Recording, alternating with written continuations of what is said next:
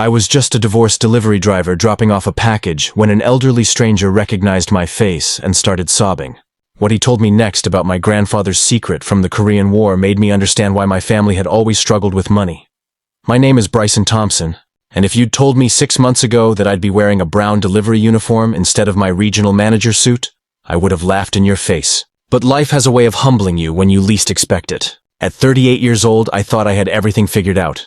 Good job at a lumber supply company, beautiful wife, smart daughter, 2-story house in the suburbs. Then the divorce hit.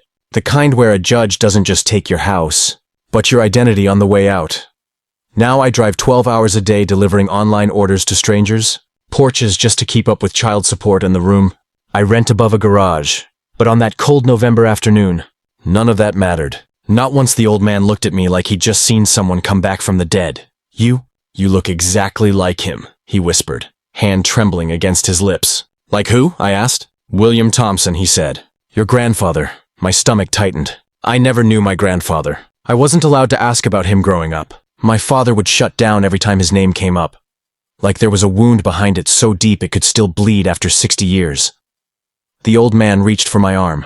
Son, your grandfather didn't die a poor mechanic like your family believes. The world never knew what he really did, and that was the moment everything began to change.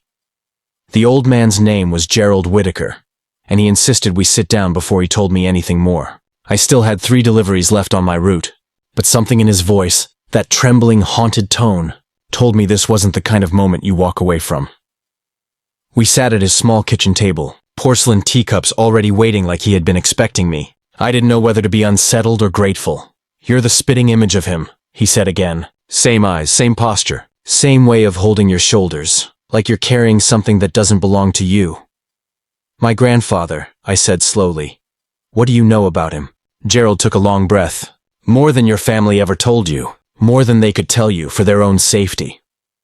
At first, I thought maybe he had the wrong person. I mean, my grandfather was just some mechanic my dad barely spoke about. A man who died broke. A ghost in family photos. But Gerald wasn't mistaken. He reached into a drawer and pulled out a faded black and white photograph. At first glance, it looked like a military lineup. But the second my eyes landed on the man in the center, tall, strong jaw, piercing stare, my chest tightened. It was like looking at a version of myself from 1952. That was taken in Busan, Gerald said quietly. Your grandfather wasn't just enlisted. He was part of a classified unit. I frowned.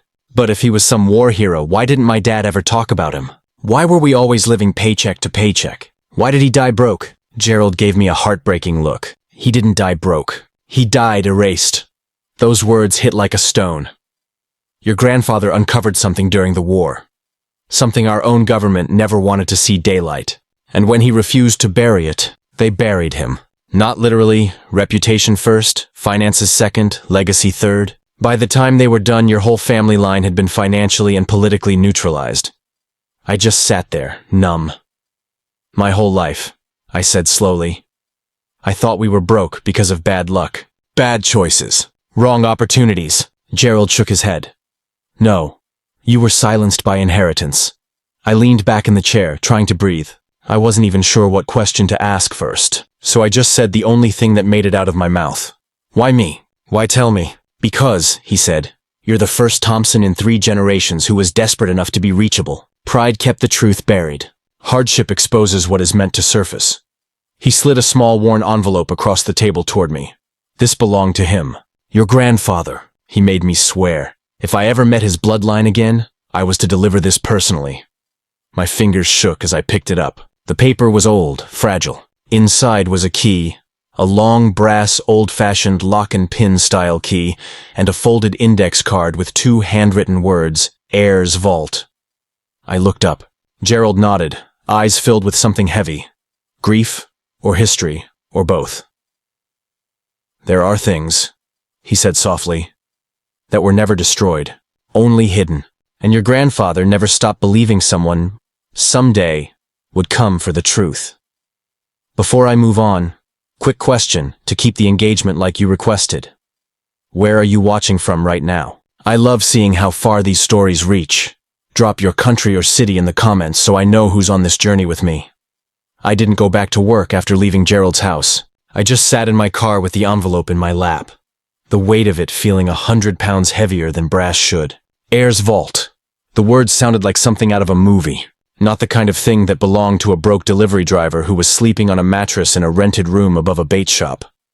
I kept thinking, why me? Why now? Why after 3 generations of silence? That night I drove to my cousin Michael's house, the only family member who ever talked kindly about my grandfather. He opened the door, saw my face and said, "You look like you just saw a ghost." I didn't say anything at first. I just pulled out the picture Gerald gave me.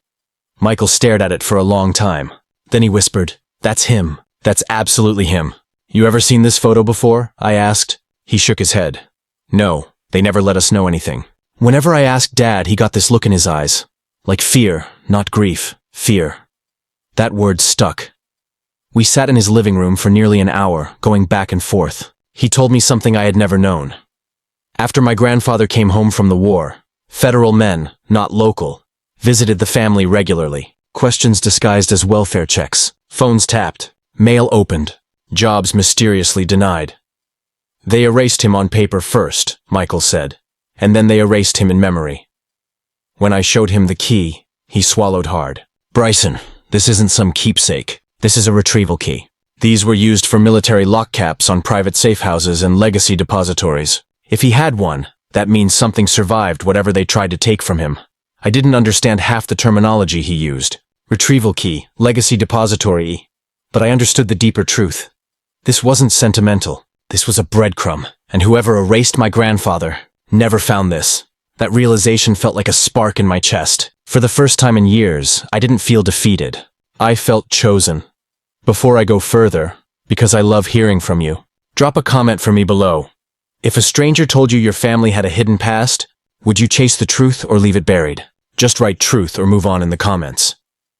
Now back to the story. I asked Michael whether anyone alive might know more. He hesitated, then said, "One person. Your grandfather's commanding officer's widow. She's still alive. She's 96, living in a veterans care home in Hudson." He scribbled an address and looked me dead in the eye. "If you go, you better be ready, because whatever you find next will change everything." I didn't sleep that night. My mind raced through questions faster than I could process them. Why would a 96-year-old widow be important? Or why did Gerald act like he'd been waiting for me? And why did the envelope feel less like a gift and more like a summons? The next morning, I got in my car and started driving north. No plan, no script, just instinct. When I pulled into the Veterans Care facility, I half expected someone to stop me, question me, ask who I was. But they didn't. It was strangely easy, like doors had been pre-opened. The nurse walked me to a room. "She doesn't talk much," she warned. "Some days she doesn't talk at all." But when I stepped inside and said, "Ma'am, my name is Bryson Thompson," her eyes, cloudy and decades tired, sharpened like a blade. "Thompson," she whispered. "You finally came for it." When I got home that night, I didn't sleep. I sat at my kitchen table with a cup of reheated gas station coffee, staring at the man's business card like it might start speaking. "My name is Daniel Whitlock, 2nd Battalion, 5th Marines. Same unit, same division, same infantry company my grandfather served in during the Korean War." I pulled out Grandpa's old footlocker from the storage closet, something I hadn't opened since I was a teenager. I used to think it just held medals he never wanted to talk about, but now I wondered if there was more. Something he hid on purpose. The room smelled like old pine wood and cold iron hinges as I unlatched it. Inside were folded uniforms, a rusted combat knife, and a tobacco-stained notebook wrapped in wax paper. On the inside cover, in my grandfather's sharp, stubborn handwriting, was a list of names. Not Americans. Korean names. And beside each one, saved or accounted for. That's when my heartbeat changed pace. This wasn't a soldier's notebook. This was a record. I turned to the first entry. An 8-year-old boy named Chul. Saved. Location unknown. Underneath, promise made. Promise? To who? I kept reading. Family after family, most of them marked saved. But 2 pages in, the handwriting changed. Torn lines, bigger lettering. The kind of script you only write when grief is shaking your hand. At the bottom of the page, "If they ever come looking, I must make this right." The next morning, I called the number on the card. Daniel answered on the second ring. "I thought you might call," he said. He didn't ask how I was, didn't waste a breath. He just told me to meet him at a retirement community outside Spokane. He said there were people I needed to meet. People who'd been looking for my grandfather for a long time. My stomach tightened. What people? Why now, after all these years? On the drive over, 1,000 worst-case possibilities ran through my head. Maybe Grandpa had stolen something. Maybe he'd abandoned someone. Maybe the secret wasn't heroic. Maybe it was shameful. When I arrived, Daniel greeted me outside. He looked smaller in the daylight, frail even, but there was still steel in his eyes. He led me down a quiet hallway until we reached a common room, and there, waiting, were 3 elderly Korean women and a middle-aged man about my age with them. All of them looked at me with expressions I couldn't read. Something between shock and hope. The man stepped forward first. "You look just like him," he whispered. I didn't know what to say. My palms were sweating, my throat tight. Daniel put a hand on my shoulder. "Before your grandfather died," he said, "he told me to find you when the time was right. He believed the past would eventually return, not for punishment, but for closure." Closure. The word didn't land gently. It hit me like a slow-building earthquake. Then the eldest woman spoke, in softly accented English. "Your grandfather did not abandon us. He saved us. We are alive because of him. And we came today, because there is something he wanted returned to your family." Returned? My heart staggered in my chest. Everything I thought I knew about the man who raised me had just cracked open, and what lay underneath wasn't shame, but a story decades bigger than I'd ever imagined. And I suddenly realized, this wasn't the end of some mystery. This was the beginning. The middle-aged man introduced himself as Lee Seojin, grandson of one of the women seated beside him, a woman he called Halmeoni, Korean for grandmother. She looked at me with the kind of emotion I didn't understand yet, like she had spent half her lifetime preparing for this exact moment. Daniel gestured for me to sit, and when I did, Seojin slid a thin cloth-wrapped parcel across the table toward me. "This belonged to your grandfather," he said quietly. "He gave it to my grandmother when the war ended. He told her to protect it until someone from his family came for it." My hands hovered over the cloth for a second. It felt sacred, heavy with history, heavy with expectation. When I finally unwrapped it, I didn't find a medal or dog tags. I found a forged identity document, Korean currency from the 1950s, and a faded photograph of a group of Korean civilians, women and children, standing beside a young U.S. Marine holding a rifle. My grandfather. He wasn't standing like a soldier posing for a camera. He was standing like a guard. As I looked closer, I noticed he was positioned in front of a hut, shielding them. What was he doing?" I asked, barely able to get the words out. The eldest woman leaned forward, tears filling her weathered eyes. "Your grandfather hid us when the Chinese crossed the river. If they found us, we would have been killed. He left his unit at night to bring us food. When they tried to send us to a camp, he helped us escape. He smuggled us through the mountains until we crossed to Busan." I sat there in silence, stunned. All my life I thought my grandfather was quiet because of trauma, because of what he had seen. But maybe it was also what he had done, the part no one ever knew. "Why didn't he ever speak about this?" I finally asked. Daniel gave a slow, solemn nod.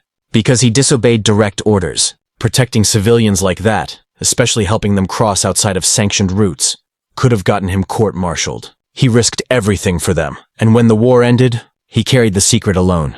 My chest tightened. It suddenly made sense. The worn notebook, the list of names, the hidden sorrow in his eyes every Memorial Day. The way he used to say, "Not all debts are money." He wasn't talking about himself owing someone. He was talking about people who owed him their lives. But before emotion could fully settle in, Seojin took a breath, hesitant. "There's more," he said. "Your grandfather didn't just save us. There were others, and he left something behind for them too. We thought, maybe you might be the one meant to finish what he started." "Finish?" I echoed, confused. "Finish what exactly?" The eldest woman wiped her eyes. "He promised to reunite families, not just save them. There were children separated from parents in the chaos. Some went to Japan, some to America. Some never knew the truth of where they came from." Her voice cracked. "Your grandfather carried their names so he could find them again. He could not finish. But you are here." My breath caught. This wasn't just a thank you visit. This was an invitation. A torch being passed across generations. And for the first time since my life had fallen apart, since divorce papers and cardboard boxes replaced comfort and certainty, I felt something stir in me, a calling.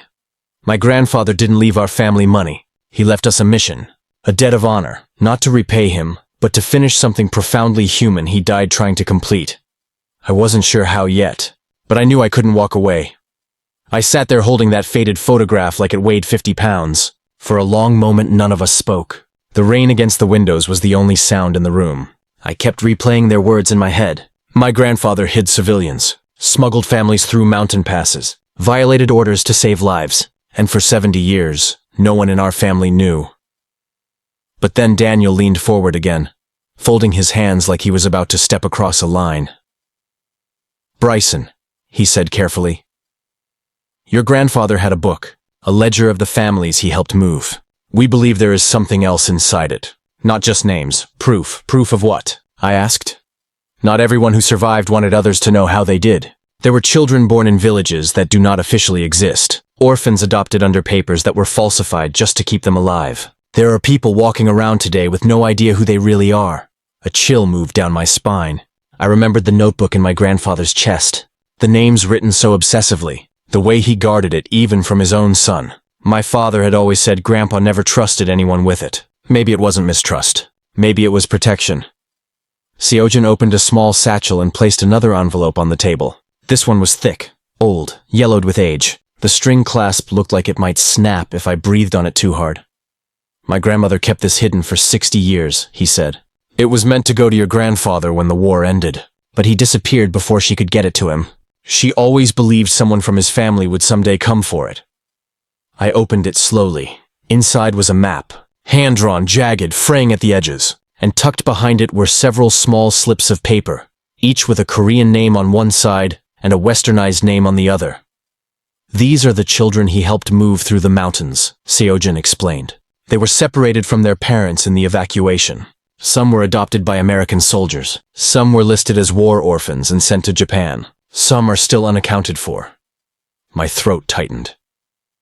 "Are you telling me my grandfather was trying to reunite them with their families after the war?" "Yes, and he never finished." I sat back in the chair. My life had been chaos for months. No savings, no house, no peace. A career stripped away by corporate politics, and a divorce attorney who gutted me like a deer. I should have been thinking about rebuilding my own life.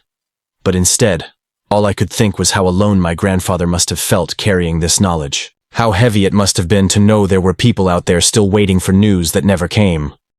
Daniel spoke again. "Bryson, the families he helped have spent decades searching for the missing children. They formed organizations, archives, community records, but they never had the names of the soldiers who helped. They never knew your grandfather's identity until your face showed up at that door." I blinked. That was why the old woman cried. She did not see me. She saw him. Before I could speak, Seojin reached into the satchel once more and pulled out a faded photograph of a young Korean girl in a headscarf. On the back was a handwritten English name. I recognized the handwriting instantly. "My grandfather's. She has never been found," he said quietly. Something in my chest cracked open. For the first time in months, maybe years, I felt purpose. Not the paycheck kind. The kind people bleed for. I looked at the map again, then at the slips of paper, then at the faces around the table, filled with a hope they had waited a lifetime to feel. I took a breath. "Tell me where to start." The next morning, I sat at my small kitchen table staring at the map again. I barely slept. I wasn't thinking about work, or overdue bills, or the court notices piling in my glove compartment. For the first time since my life fell apart, I felt like I wasn't just existing. I had a direction, a reason to wake up. But with purpose came fear. What if I couldn't do this? What if I was chasing ghosts that didn't want to be found? What if opening this door brought pain instead of closure? That was the moment I caught myself thinking something I hadn't thought in a long, long time. My grandfather tried alone. I don't have to. Later that day, I met with Daniel and Seojin again. They brought an archivist with them named Haejin. She was quiet at first, but when she spoke, she handled history like it was glass. She unrolled a copy of the original relocation manifest, cross-referenced with partial UN records and handwritten reports from field medics. It was the first proof I had ever seen that my grandfather's story wasn't rumor or folklore. It was documented, verified, real, hidden. Because truth is not always convenient to the people who write the reports. I asked them a question that had been sitting in the back of my mind since the night before. "Why me? Why now?" Haejin answered without hesitation. "Because you showed up. For 70 years, no one in your family came back. Not one person asked why your grandfather tried so hard to keep his records safe. You did. And whether you realize it or not, you already stepped into his role." Her words hit me like a freight train. I wasn't chosen because I was the most qualified. I was chosen because I was the first to care. They gave me a list of 3 names. These were the first 3 children my grandfather documented personally. If even one of them could be located, it would open a chain of connections long thought broken. The first name was a boy who would now be in his 70s. The westernized name on the slip matched immigration paperwork from Seattle in the late 1950s. The second name was traced to an adoption through a military chaplain. The third had no trace at all after 1953. As I studied the names, Daniel stopped me. "Before you go any further," he said, "you should know something. This is not some sentimental project. These people have spent decades believing someone abandoned them.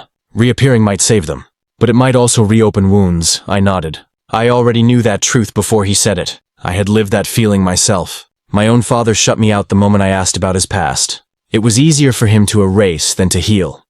Before they left, Hagen looked at me again.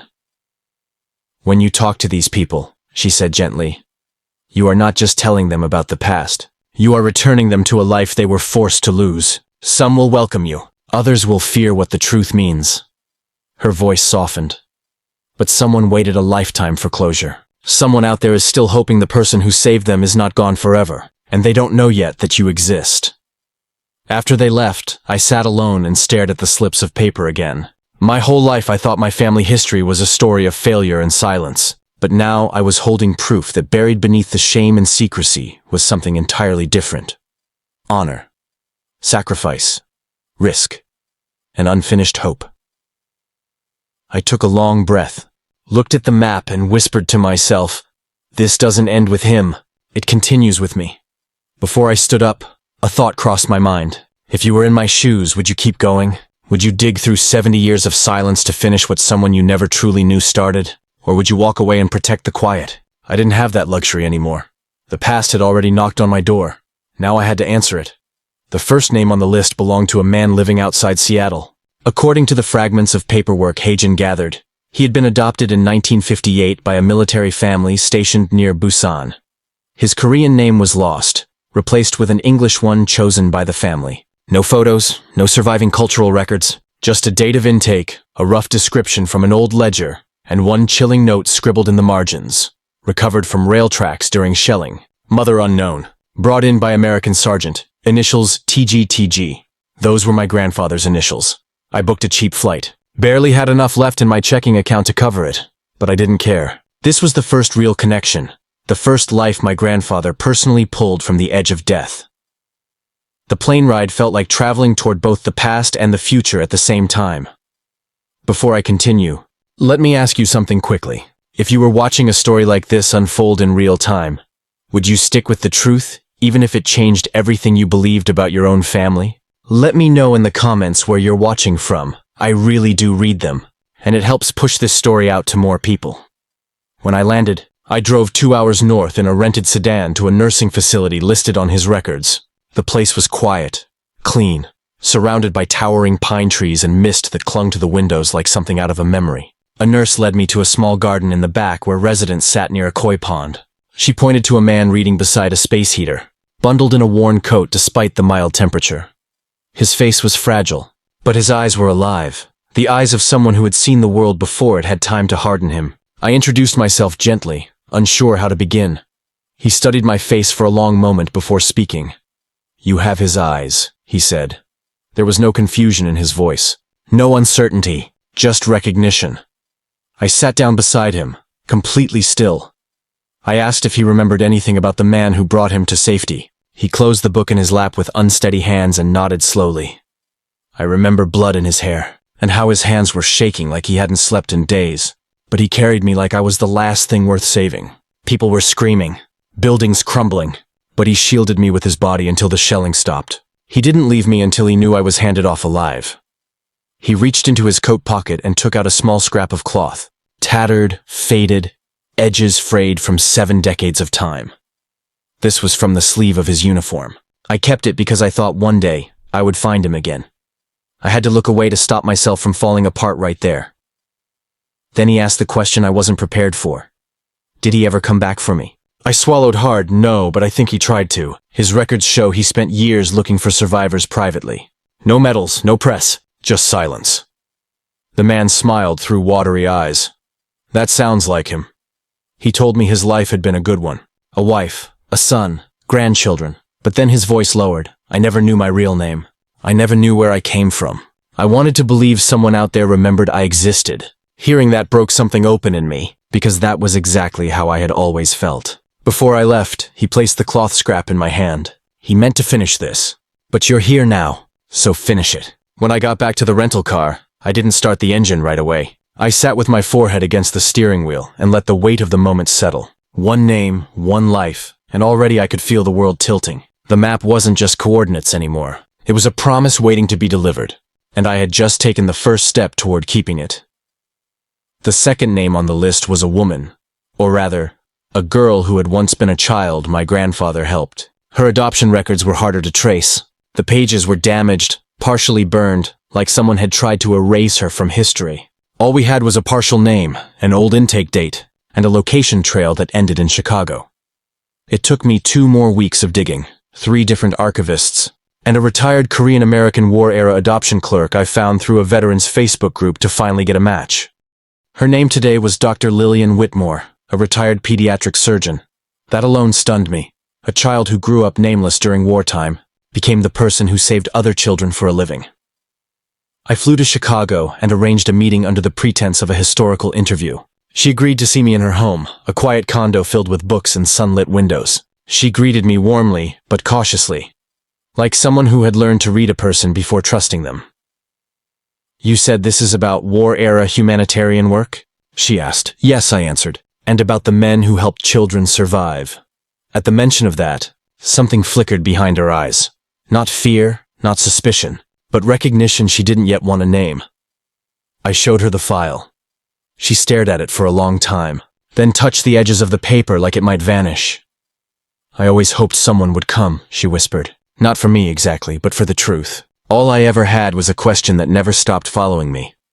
Why did I get to live when so many didn't?" She wasn't emotional. She wasn't dramatic. She was steady. The kind of steady that only comes from a lifetime of stitching other people back together while quietly trying to stitch yourself together too. She asked for my grandfather's name, and when I said it, her breath left her chest like someone had punched the air from her lungs. She excused herself, disappeared down a hallway, and came back with a locked wooden box. She set it on the table, hands trembling slightly. "I never opened this," she said. "The missionary said the soldier who dropped me off insisted it stay with me until I was an adult. But I couldn't bring myself to look. I was afraid it would tell me I had belonged to nobody."